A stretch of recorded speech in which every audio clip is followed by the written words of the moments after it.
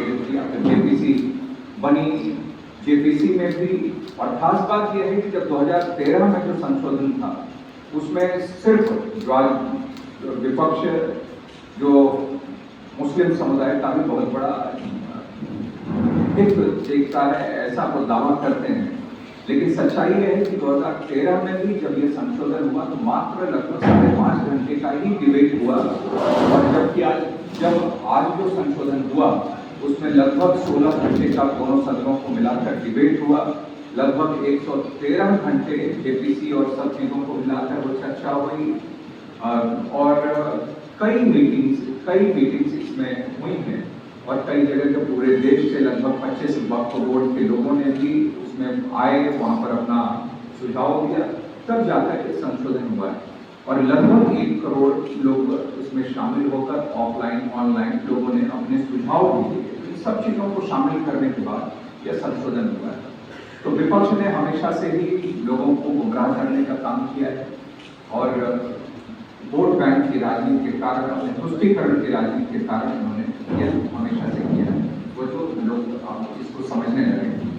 कल भी कांग्रेस परिवार से, कांग्रेस का नेतृत्व करने वाले परिवार के एक वरिष्ठ सदस्य ने पहलगाम में जो घटना हुई है और उसके बाद जो सरकार ने उस पर कार्रवाई प्रारंभ किया है, नरेंद्र मोदी जी ने प्रारंभ की, उसको लेकर भी जिस तरीके का बयान दिया है वो भी मैं मानता हूँ कि वह अक्षम्य है, तो ठीक नहीं है।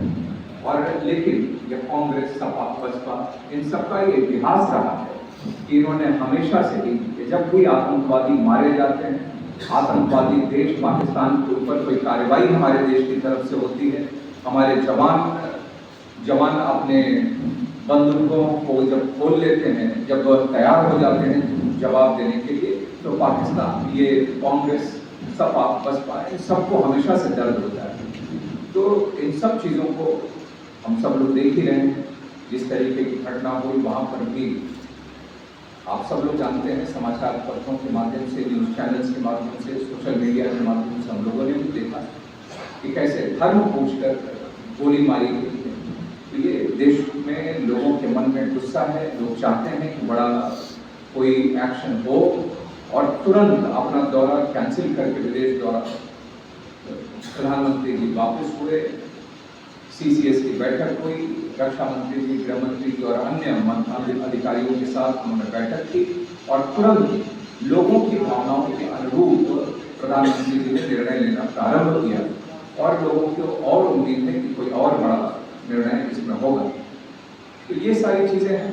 जहाँ उत्तर प्रदेश की बात करें तो यहाँ पर भी योगी आदित्यनाथ जी के नेतृत्व में लगातार उत्तर प्रदेश को आगे ले जाने का एक डेवलपमेंट के रास्ते पर उत्तर प्रदेश आगे बढ़ा है, और लोगों को भरोसा हुआ है कि भारत की जो $5 ट्रिलियन इकॉनमी की बात करते हैं वो तो हासिल होगा। अब तो हम लोग आगे बढ़कर $7 ट्रिलियन इकॉनमी तक पहुंचने की बात हमारा देश कर रहा है, और उसमें हमारे उत्तर प्रदेश का एक बहुत बड़ा योगदान होगा। इस दिशा में हम सब लोग काम कर रहे हैं योगी आदित्यनाथ जी के नेतृत्व में। अपराध, भ्रष्टाचार, इस पर भी जीरो टॉलरेंस की नीति अपनाते हुए योगी आदित्यनाथ जी की सरकार काम कर रही है। डेवलपमेंट के क्षेत्र में हम लोग बहुत तेजी के साथ आगे बढ़ रहे हैं। इंफ्रास्ट्रक्चर बेहतर हुआ है, अपने देश की संस्कृति, परंपरा, आध्यात्मिक प्रतीक चिन्ह, इन सब की रक्षा, इनका संवर्धन, इस दिशा में भी बहुत तेजी से काम हो रहा है। तो मैं मानता हूँ, मुझे लगता है कि ये सभी चीज़ों में, हर क्षेत्र में उत्तर प्रदेश भी बहुत तेजी के साथ आगे जा रहा है। इतना ही मेरा विषय है, आप सब लोगों के बीच में मैं रखना चाहता हूँ। बहुत क्यों जानकारी देनी पड़ रही है? सफाई देने की कोई ज़रूरत नहीं है, क्योंकि जो उचित था, जो लोगों की मांग थी, उसी अनुरूप सरकार ने यह काम किया है। लेकिन भारतीय जनता पार्टी जब भी कोई बिल, विधेयक लेकर हम लोग आते हैं, उसको पास होता है तो जनजागरण, ये सरकार की जिम्मेदारी है। सरकार में जो पार्टी है उसके कार्यकर्ता के नाते हम सबकी जिम्मेदारी है कि जो भी सरकार करती है वो लोगों को बीच में पहुँचाने का काम। विपक्ष लगातार हमलावर है वक्फ के मामले पे। वो कह रहे हैं कि अल्पसंख्यकों का अधिकार छीना जा रहा है। वहीं दिल्ली में जैन मंदिर जब तोड़ा गया तो उस पर समाजवादी पार्टी हमला बोल रही है कि भारतीय जनता पार्टी अल्पसंख्यकों के साथ अन्याय कर रही। प्रतिक्रिया आपकी? देखिए, अल्पसंख्यकों की बात जब विपक्ष करता है तो सब मिलाकर वह एक वर्ग की ही बात, सही बात है कि विपक्ष सिर्फ वोट बैंक की राजनीति के कारण, तुष्टीकरण के कारण वो सिर्फ मुस्लिम समुदाय की ही बात कर रहे हैं। और सच्चाई ये है कि आज एक तरीके से जो क्रिश्चियन पूरी कम्युनिटी है, उसके कई बड़े संगठनों ने भी यह एक साथ ये रिजॉल्व किया कि इस प्रकार वक्त का समर्थन, ये संशोधन बिल का समर्थन किया है लोगों ने। और सबसे आग्रह भी उन्होंने विपक्ष से किया कि वक्त के संशोधन बिल को समर्थन किया जाना चाहिए, तो वह भी मान्य रही। लेकिन विपक्ष सिर्फ मुस्लिम समुदाय की बात करता है, और उसमें भी, उस समुदाय में भी सिर्फ ऊपर के कुछ लोगों की ही बात हो करता है।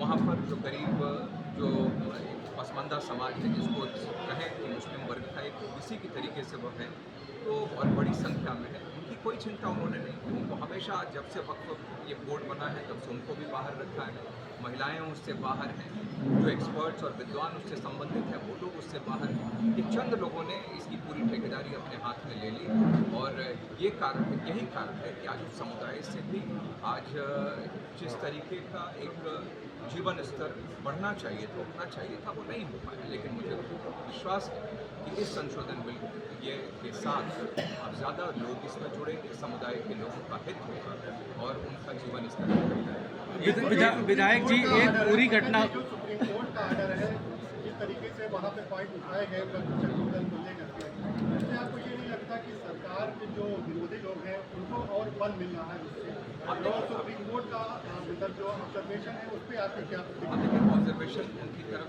अब सरकार ने जो ये यूज़र को लेकर जो एक मुद्दा है, जिसकी वजह से मैं मानता हूँ कि ये बिल लाने की ज़्यादा ज़रूरत पड़ी कि एक बार जो वक्त का हो गया वो हमेशा हो गया। तो ये एक मुद्दा, एक बहुत ही मैं मानता हूँ कि प्रमुख, जिसको लेकर ये लाना पड़ा। ये सुप्रीम कोर्ट में ये मामला है, सुप्रीम कोर्ट ने अपना ऑब्जर्वेशन दिया है, निर्णय भी सामने आएगा, सरकार अपनी बात रखेगी, और जो लोग कोर्ट में गए हैं वो भी अपनी बात रखेंगे। देखते हैं क्या आता है। लेकिन सरकार ने जो पास किया है, हम लोगों को ये विश्वास है कि बहुत ठीक है, और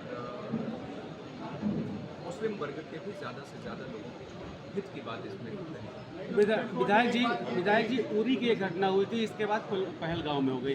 क्या उरी की जैसे ठंडे बस्ते में पूरी जांच चली गई थी, कोई खुलासा नहीं हुआ था किसकी कैसे हुआ, और क्या यही 26 जो मौतें हुई वो भी ऐसे ठंडे बस्ते में हो जाएगी? कोई ठंडे बस्ते में नरेंद्र मोदी जी के रहते हुए ये हो ही नहीं सकता। इस पर करारा जवाब मिलेगा, मजबूत जवाब मिलेगा, और उसकी शुरुआत होगी। विधायक जी, कानपुर का एक बेटा शुभम द्विवेदी इस आतंकवादियों के हमले में काल कबलित हुआ, उस पर पत्रकारों ने जब अखिलेश यादव से सवाल पूछा तो उन्होंने कहा कि शुभम द्विवेदी उनके संबंध का नहीं है, हालांकि उनकी पार्टी जाएगी। एक राजनेता के इस तरीके के बयान पर क्या प्रतिक्रिया रहेगी आपकी? अब मैं इस पर फिर भी एक अगर आतंकी हमले में कोई काल कबलित हुआ है, वही मैं कह रहा हूँ कि ऐसे समय में तो सबको, जो लोग हमें छोड़ के गए हैं, जिनके साथ ये घटना हुई है, उस परिवार के साथ रहना चाहिए। जो आज नहीं है, उनके प्रति अपनी संवेदना व्यक्त करनी चाहिए। उसमें राजनीति करने का कोई गुंजाइश होनी नहीं चाहिए। लेकिन अनफॉर्चुनेटली कुछ नेता और कुछ विपक्ष के कुछ ऐसे नेता हैं कि ऐसे अवसर को भी राजनीति करने से वो बाज रहे। विधायक जी, एक सवाल है कि बिहार में चुनाव हो रहे हैं, जिसमें महागठबंधन को लेकर काफ़ी चर्चा हो रही है। इसमें राहुल और तेजस्वी दावा कर रहे हैं कि इस बार महागठबंधन भारी पड़ेगा, तो क्या कुछ आप उसकी प्रतिक्रिया है आपकी? अगर आप ये वीडियो YouTube पर देख रहे हैं तो हमारे चैनल को सब्सक्राइब करें और बेल आइकन को दबाना ना भूलें। अगर आप Facebook पर ये वीडियो देख रहे हैं तो हमारे पेज को लाइक करें।